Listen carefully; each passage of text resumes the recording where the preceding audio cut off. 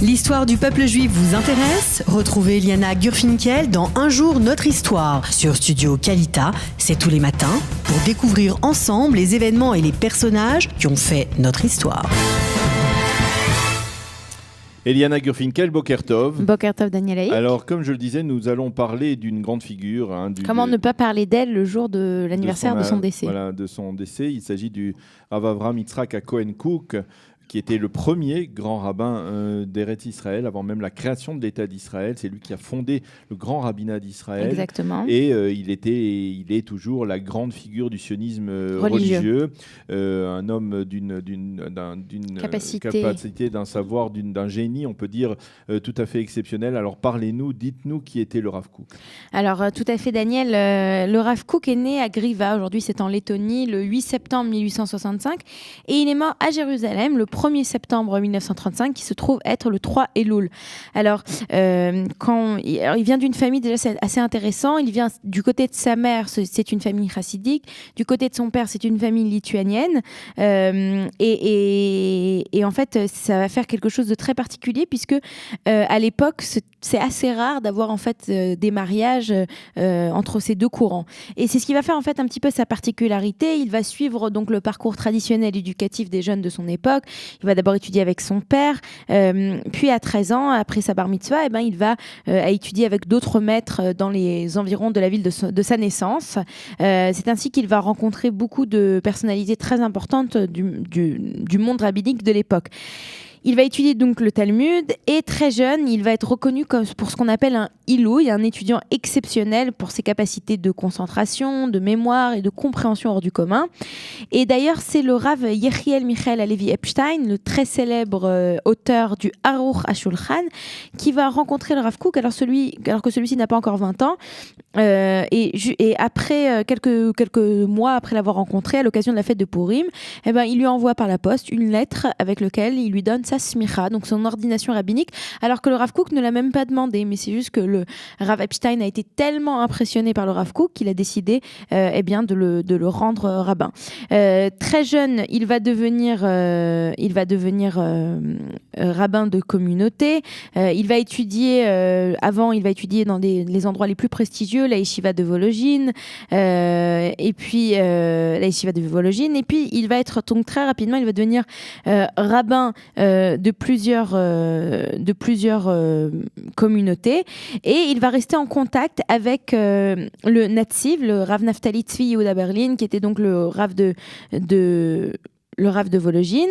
Et le Natziv, il faut rappeler qu'il a été au départ impliqué dans les débuts du sionisme, et donc c'est ainsi que quelque part je ne sais pas comment dire, l'idéologie du sionisme va toucher le Rav Kook.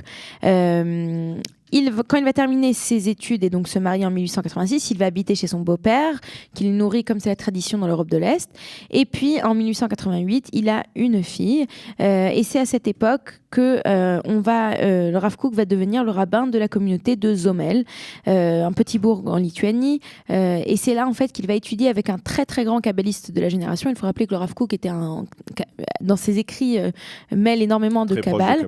Le Rav Shlomo Eliashiv, l'auteur du Lechem, qui est donc à nouveau un livre kabbalistique très important. Vous savez qui était le Rav Shlomo Eliashiv? C'était le père du Rav Eliashiv, du Rav Yosef Eliashiv, qui est le grand Rav Yosef Eliashiv, qui est décédé il y a quelques années, qui était le leader du mouvement orthodoxe, de la mouvance orthodoxe, le Gadol, l'Ador de la précédente de la génération actuelle, donc le leader du monde Haredi en Israël, donc, qui avait un respect tout à fait profond pour le Rav Kook. Mais à vrai dire, à l'époque où le Rav Kook était en vie, la grande majorité des rabbins qui le connaissaient personnellement, bien qu'ils soient opposés au sionisme ou extrêmement orthodoxes, comme vous dites, ils le respectaient. Ils avaient un profond respect pour le Rav Kook et pour son savoir. Voilà. Alors ensuite, le Rav Kook donc va continuer à être rabbin il va être choisi pour être le rabbin de Boïsk, qui est dans la banlieue de Dvinsk, donc on est toujours dans cette Europe.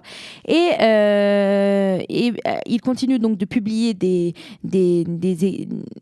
ses écrits.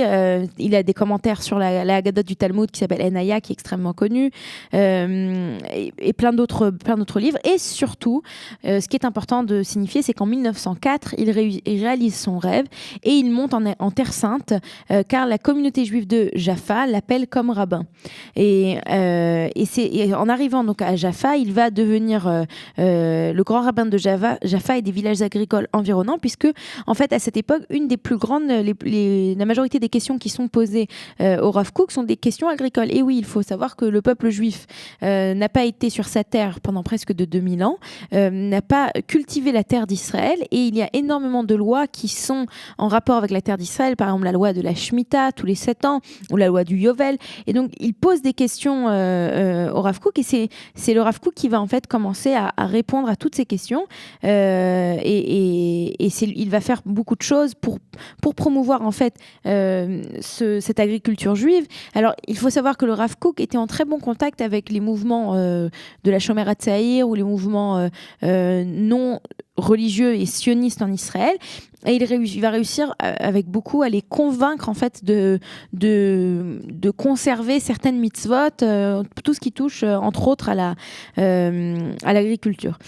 Et puis, le Rav Kook va fonder à Jaffo sa yeshiva, qui n'aura que 20 élèves. Et il se trouve qu'en 1913, il y a une grande tournée des rabbins de Jérusalem. Et Rav Kook donc, en fait partie.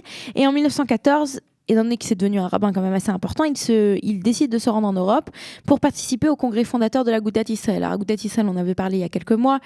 Et alors qu'il arrive donc alors qu'il arrive en Europe, un mois après, on a la Première Guerre mondiale. Donc il va être bloqué en Suisse, il va passer 1 an donc en Suisse, et puis ensuite c'est dans cette période qu'il va rencontrer le Rav David HaKohen, dit le Nazir, qui va devenir son élève, un de ses élèves les plus proches. Et ensuite, pendant cette période aussi, il va être à Londres, il va enseigner, puisque la communauté orthodoxe de Marsica, date de Londres, lui demande de devenir le rabbin. Donc il va... Pour la petite histoire, si vous me permettez... Dites-nous, Daniel, dites-nous. C'est-à-dire, c'est le Rav Bochko, le grand-père du Rav Shaul David Bochko, le fondateur de la yeshiva de Montreux, le Rav Eliaou Bochko, qui a permis la rencontre entre le Rav Kook et le Nazir, parce qu'ils étaient donc en Suisse. Le Rav Bochko était donc en Suisse. Donc on peut s'imaginer que le Rav Kook parlait français aussi, s'il a vécu en Suisse. Je ne sais pas, mais en tout cas, ils étaient très proches. Ah ben voilà. Alors, on se sent encore plus proche de Rav Kook ce matin. Et puis, donc, il va ensuite être à Londres pendant un bout de temps. Et ensuite, après sa période à Londres, il va aller aux États-Unis pour lever des fonds afin d'établir un projet. Donc il a un grand projet d'une yeshiva centrale en Eretz Israël, ce qu'on appelle la yeshiva de Merkaz Arav, cette idée de Merkaz. Alors pour la petite histoire, Daniel, si déjà, la yeshiva centrale du Rav Kook, elle va être à Jérusalem. Elle est juste là. Voilà, elle est juste là, puisque nous sommes à Rehov Arav Hagan, qui est la continuité de Rehov Arav Kook, qui s'appelle Rehov Arav Kook, puisque la maison du Rav Kook et sa yeshiva étaient à cet endroit. Donc à la fin de la guerre, en 1919, le Rav Kook revient en Israël, il est nommé rabbin de Jérusalem, et c'est lui qui va ensuite établir le grand rabbinat, donc la rabbanout harashit, et en 1921, il va devenir le premier grand rabbin d'Eretz Israël. À partir de ce moment-là, il va écrire moins de textes philosophiques, il va se consacrer principalement à l'écriture d'un commentaire halachique sur le Talmud, ce qu'on appelle halacha brura, et aussi à l'action publique, il va faire énormément de choses. Il va donc continuer, il va faire beaucoup d'actions politiques. Il pense d'ailleurs fonder un mouvement qui devrait s'appeler Degel Yerushalayim, l'étendard de Jérusalem, qui devrait rassembler tous les juifs observants soutenant l'entreprise sioniste. Au final, ça ne va pas vraiment être créé. Il va donc monter sa yeshiva en l'été 1923. En 1924, il aura jusqu'à 70 ou 80 élèves. Il lui donne comme nom la yeshiva centrale mondiale, la yeshiva Merkazit Haolamit, mais elle sera plus tard connue sous le nom de Merkaz Arav. Aujourd'hui, Merkaz Arav a déménagé, n'est plus en ville, mais est dans le quartier de Kiryat Moshe. C'est aussi un grand bâtiment.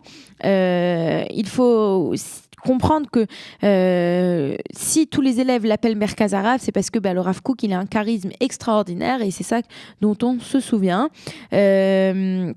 Il va pousser ses élèves à devenir rabbins, enseignants, personnages publics, et il va en fait, son action va être couronnée d'un certain succès puisque ses élèves vont se disperser dans le pays pour exercer des responsabilités au sein de la société. Voilà, il va mourir en 1935 à l'âge de 70 ans, le 1er septembre, donc le 3 Elul, Gimel Elul. On peut dire aujourd'hui que c'est peut-être ses écrits. Il est enterré à le Mont des Oliviers. On peut dire que ses écrits ont eu peut-être le plus grand impact sur le mouvement du sionisme religieux, mais il faut dire aussi, je pense que c'est hyper important de le souligner, que si ces écrits ont été très lus et ont eu une grande influence, c'est l'enseignement de son fils, c'est-à-dire l'enseignement de ses écrits par son fils, par le Rav Tzvi Yehuda, qui a donné à ses écrits j'ai envie de dire une force plutôt politique, puisque c'est sous son fils, quand le Rav Tzvi Yehuda sera le Rosh Yeshiva de la Yeshiva de Merkaz Harav, que par exemple le courant de Gush Emunim va être créé. Et bon, ça sera pour une autre histoire. Voilà. Et merci Eliana de nous avoir fait partager donc l'histoire du Rav Kook à l'occasion de son 72e anniversaire, son 72e Yahrzeit. C'est aujourd'hui qu'il est décédé il y a 72 ans. Le Rav Avraham Yitzhak Cohen Kook, Zichrono, Livracha Zecher Tzadik Livracha. Voilà.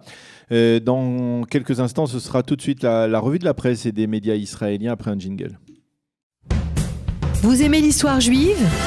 Retrouvez Liana Gurfinkel dans Un jour notre histoire sur Studio Kalita. C'est tous les matins pour découvrir ensemble les événements et les personnages qui ont fait notre histoire.